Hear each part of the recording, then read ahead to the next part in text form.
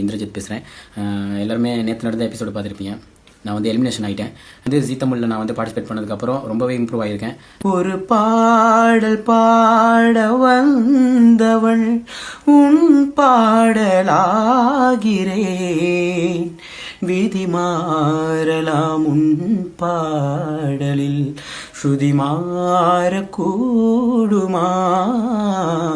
நீ இதோ இதோ என் பல்லவி.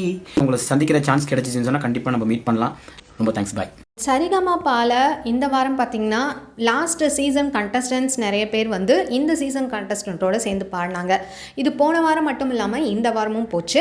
அண்ட் இந்த வாரம் தான் ரொம்ப நாள் கழிச்சு எலிமினேஷன் நடக்குது. இதில் டபுள் எலிமினேஷன் பண்ணிட்டாங்க.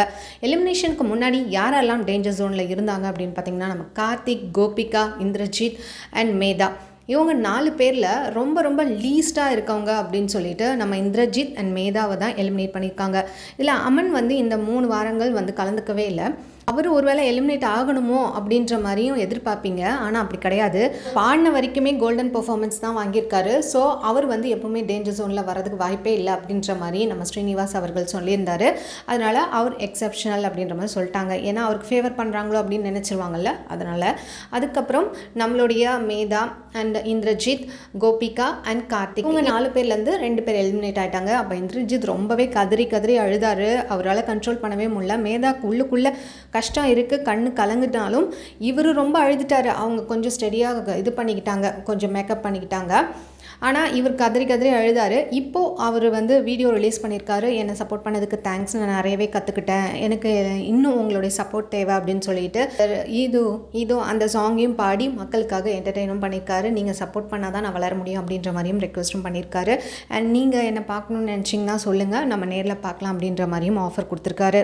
இந்திரஜித் பார்த்திங்கன்னா நல்லா கலாய்ப்பார். எல்லாரையுமே ஒரு தடவை பார்த்திங்கன்னா இமிடேட் பண்ணி நம்ம சீனிவாஸ் அவர்கள் இருக்கிற கண்டஸ்டன்ட் எல்லாரையுமே வந்து இமிடேட் பண்ணி நல்லா கலாய்ச்சிட்டு இருந்தார். அவருடைய ஃப்ரெண்ட் ரொம்ப கதறி எழுதார் இந்திரஜித் போகும்போது. வேறு என்ன பண்ண முடியும், எலிமினேஷன் ஒன்று நடந்தால் தான் அடுத்த கட்டத்துக்கு போக முடியும். 18 பேரில் இப்போ 2 பேர் போயிட்டாங்க. 16 பேர், இன்னும் 16 பேர் இருக்காங்க. இதுவே எப்போ எலிமினேட் ஆகி எப்போ ஃபைனல்ஸ் வருவாங்க அப்படின்றது தெரில.